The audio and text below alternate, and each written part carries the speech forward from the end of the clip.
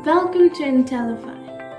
Now, to curb the spread of COVID-19 pandemic, a lockdown was imposed across the globe, which gave the economies a serious hit.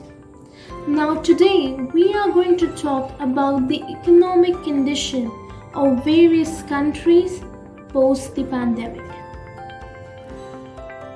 The US economy contracted at an annualized rate of 32.9% in the second quarter. More than 1.4 million people filed new claims for unemployment last week. Exports and imports were both down by more than 20% when compared to the previous year. Now, this is the deepest decline since the time the government started keeping records in 1947. As per the experts, the reduced spending on services like healthcare drove the fall. Germany recorded the biggest contraction of 10.1% in the second quarter of 2020. On an annual basis, the decline was of 34.7%. Despite the economic contraction, Germany has not suffered a lot of loss at jobs. According to the Federal Statistical Office of that country, the unemployment rate for June stood at 4.5%. But the economy remains heavily reliant on exports and autos, both of which remain weak.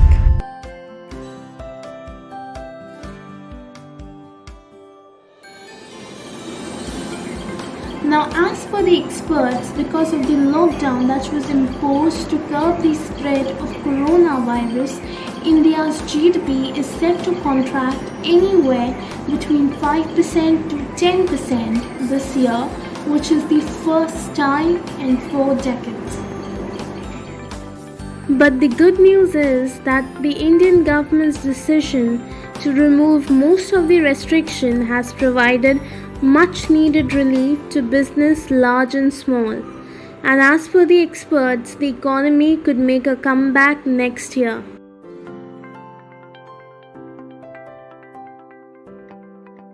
Even Japan's economy has fallen by 3%. Now, when all the countries are suffering losses, there is one country which has actually bounced back the pandemic contraction, and that too more strongly than expected. And the country is China.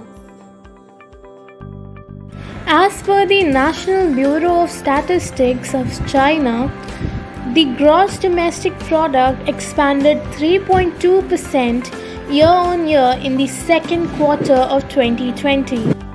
The unemployment rate in urban areas stood at 5.7%, which was down by 0.2 percentage points from the previous month.